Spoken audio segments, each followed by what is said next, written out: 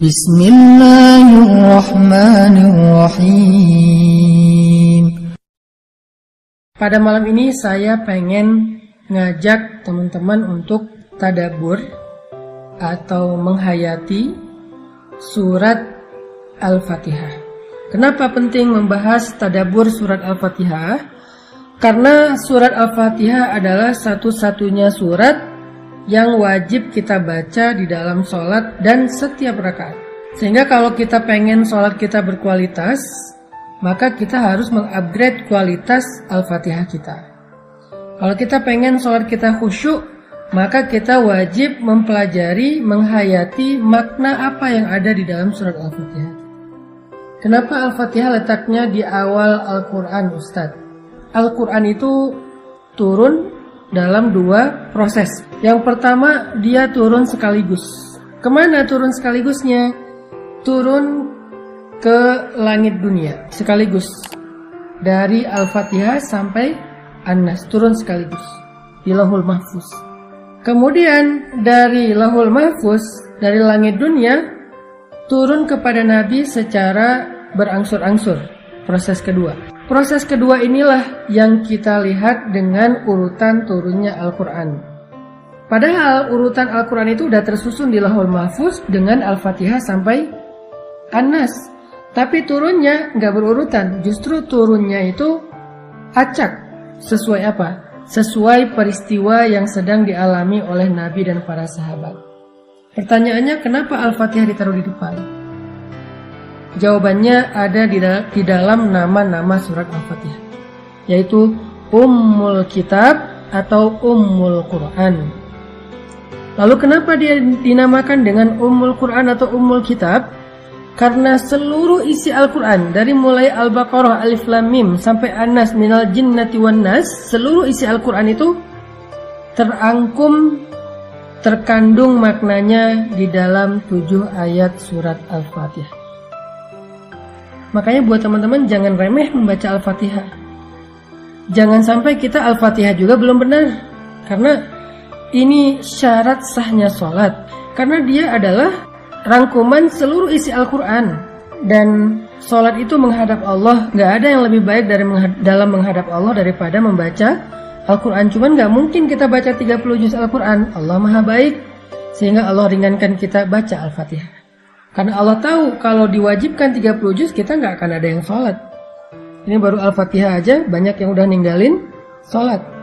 Allah udah meringankan banget agama kita untuk kita. Masa udah didiskon jadi 7 ayat masih diburu-buru? Dari 30 juz 6 ribuan ayat, Allah diskon jadi 7 ayat, sab'ul masani, 7 yang diulang-ulang. Yang keutamaannya seperti membaca 30 juz Al-Quran masih terburu-buru. Ini keterlaluan.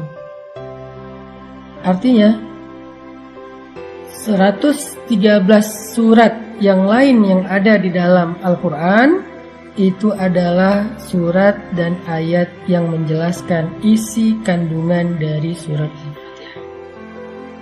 Makanya sayang kalau di dalam sholat kita terlalu fast and furious membaca surat Al-Fatihah, itu sayang. Baca yang tenang, cuma 7 ayat kok. Daripada disuruh baca 30 juz. Makanya surat Al-Fatihah dinamakan dengan nama Ummul Quran atau Ummul Kitab. Ibunya Al-Quran, ibunya kitab. Intinya teman-teman, bacalah Al-Fatihah dengan tenang. Libatkanlah lisan ini dengan pikiran dan hati. Pikiran mentadabburi pesan-pesan makna di dalam surat Al-Fatihah. Sedangkan hati mencoba untuk menghayati, belajar yakin, belajar iman, belajar takut, belajar khusyuk kepada Allah Subhanahu wa Ta'ala. Sesuai dengan tadabbur makna ayat yang dibaca. Kalau kita bisa connectingkan antara lisan atau telinga, kalau kita berjamaah mendengarin imam baca, lisan dan telinga dengan pikiran dan hati, maka insya Allah bacaan kita itu sudah disebut dengan haqqut tilawah, bacaan yang sebenar-benarnya. Kalau baru lisan nggak ngerti, maka ini menjadi ibadah, tetapi belum haqqut tilawah.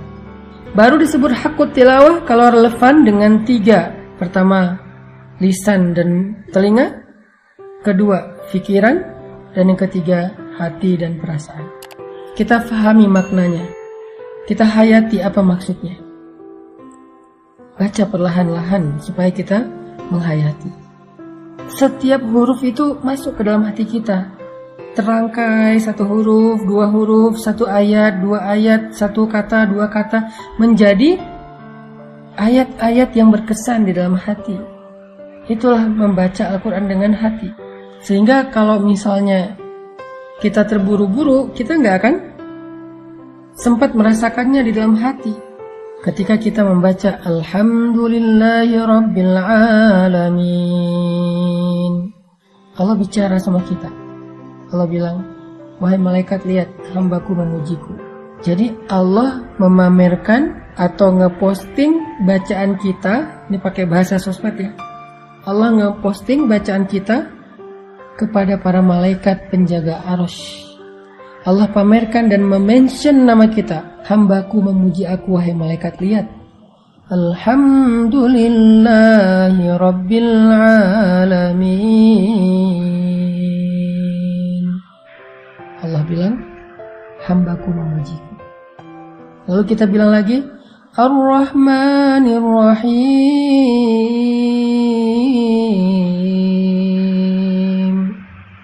Allah bilang, hambaku menyanjungku.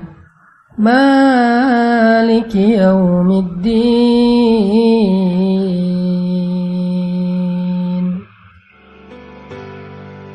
Hambaku mengagungkan aku. Iyyaka na'budu wa iyyaka nasta'in.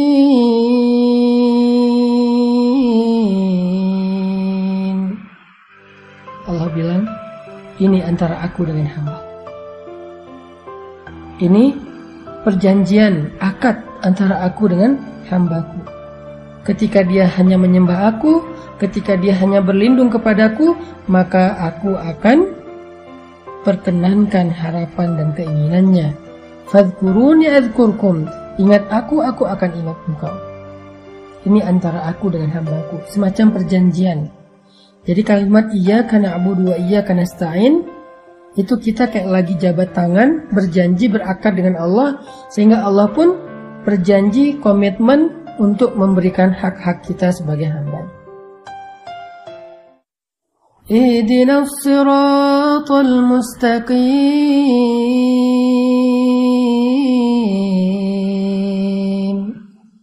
Untuk hambaku, apa yang dia minta. Jadi pas kita meminta, ya Allah beri saya petunjuk untuk hambaku, apa yang dia minta. Ini menunjukkan bahwa ketika kita membaca Al-Fatihah, kita itu bukan lagi baca sendiri, nggak ada yang nonton. Ini adalah alasan kenapa Al-Fatihah ditaruh di awal. Kenapa Al-Fatihah penting dibaca di dalam sholat. Bagaimana cara kita membaca Al-Fatihah di dalam sholat. Apa kira-kira pengamalan atau dampak dari surat Al-Fatihah dalam kehidupan kita sehari-hari? Jawabannya pun ada di dalam nama dari surat ini. Kan tadi saya bilang Al-Fatihah ini punya banyak nama. Nama lain adalah Asy-Syifa. Apa itu Asy-Syifa? Asy-Syifa itu artinya penyembuh atau kesembuhan. Sehingga siapapun yang merasa sedang sedih, sedang galau, kecewa, siapapun yang merasa bingung dan tidak tahu arah dalam hidup, obatnya Al-Fatihah. Allah menjamin siapapun yang mengamalkan Al-Fatihah, memahami, menghayati, mentadaburi Al-Fatihah, membaca Al-Fatihah dengan hati, maka dia akan mendapatkan kesembuhan dari berbagai macam penyakit di dalam hati dan jiwa atau perasaannya. Bukan hanya terhadap penyakit jiwa, termasuk penyakit fisik sekalipun. Karena selain Asy-Syifa, Al-Fatihah juga disebut Ar-Ruqyah. Kata Nabi, tahukah engkau bahwa Al-Fatihah itu adalah Ar-Ruqyah? Sehingga dulu sahabat Nabi suka membacakan Al-Fatihah untuk meruqyah orang yang sedang tersengat hewan yang berbisa seperti kalajengking. Kenapa kok dibacakan Al-Fatihah? Kenapa kok diruqyah? Karena biasanya orang yang tersengat bisa jadi panas tinggi, maka paracetamolnya adalah Al-Fatihah. Jadi kalau ditanya apa efek konkret Al-Fatihah dalam kehidupan kita sehari-hari, dia syifa dan ruqyah. Kalau kita masuk ke rumah yang baru, apalagi lama udah nggak dihuni, Al-Fatihah akan mensterilkan rumah itu. Sehingga kalau kita pengen dapat keberkahan, andalkan Al-Quran, andalkan Al-Fatihah. Awali hari kita dengan Al-Fatihah. Awali pekerjaan kita dengan Al-Fatihah. Tenangkan hati kita dengan Al-Fatihah. Kalau kita mau mendapatkan keberkahan dari ayat-ayat Allah dalam hari-hari kita, dalam rumah tangga kita, dalam pekerjaan kita, dalam kehidupan pribadi kita, maka akrablah dengan Al-Fatihah. Akan Allah berikan hal-hal yang gak pernah bisa kita jelaskan secara teori atau ilmiah. Libatkan Allah dengan Al-Fatihah. Jemput pertolongan dan rahmat Allah dengan Al-Fatihah.